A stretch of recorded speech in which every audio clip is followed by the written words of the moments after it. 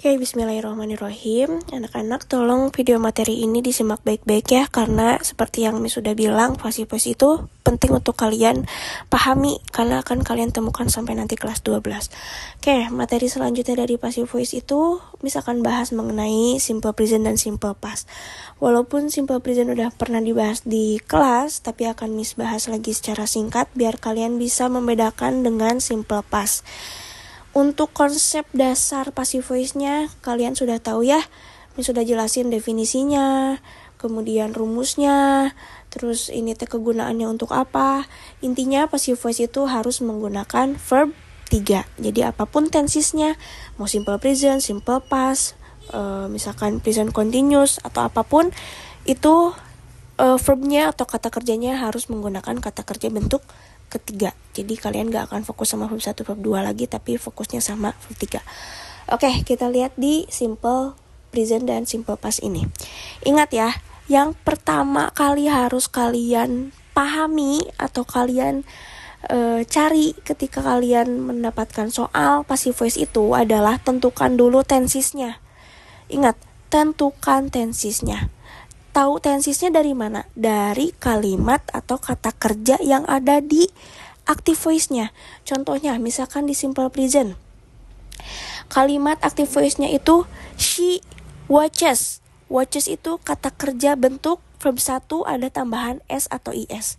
Kalian tentuin tensesnya, otomatis itu tensesnya simple present. Kalau udah tahu tensesnya, tentukan to be-nya.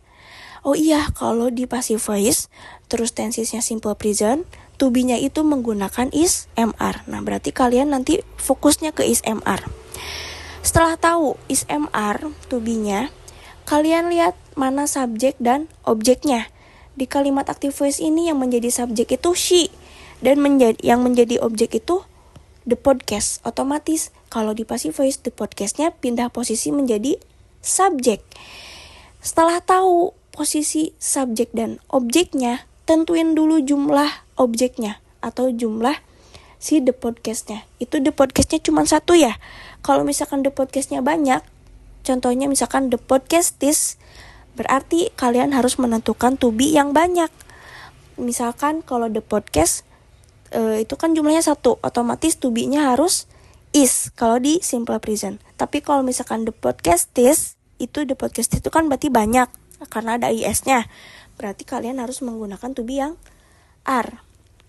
Nah, setelah tahu posisi subjek dan objek, kemudian jumlah dari objeknya, tinggal kalian tentuin aja verb 3-nya.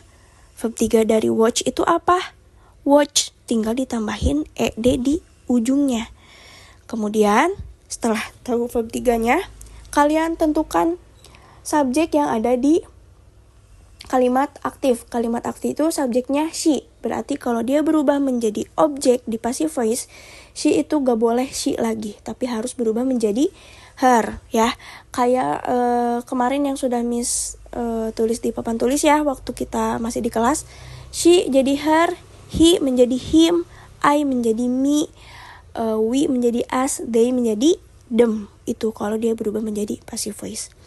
Apa bedanya dengan simple past? Sama. Di simple past kita fokus dulu ke kata kerja yang ada di active voice. Itu kata kerja di active voice-nya menggunakan verb 2. Oh iya, tensesnya berarti simple past. Otomatis kalau misalkan tensesnya simple past, to be-nya itu harus menggunakan was atau were. Nah, nemu nih to be-nya was atau were. Setelah itu, lihat lagi di active voice. Subjeknya apa? Subjeknya she. Objeknya apa? Objeknya the podcast. Setelah tahu the podcast jumlahnya 1, berarti menggunakan to be was. Kalau misalkan the podcastnya banyak, otomatis to be-nya menggunakan were ya. Nah, ini podcast cuman ada 1, otomatis menggunakan to be yang was. Nemu tah sampai situ? Tentuin verb 3-nya. Oh, verb 3 dari watch itu apa? Sama. Verb 3 dan verb 2-nya menggunakan ed di ujungnya. Tinggal ditulis watch. Setelah itu ubah subjeknya. Oh, subjeknya sama tadi she, berarti ini by her lagi.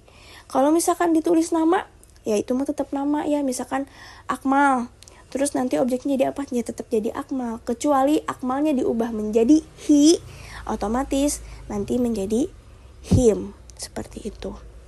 Nah, itu mungkin penjelasan singkatnya. Kalau masih ada yang kurang dimengerti, silahkan tanya di grup WA. Intinya apa?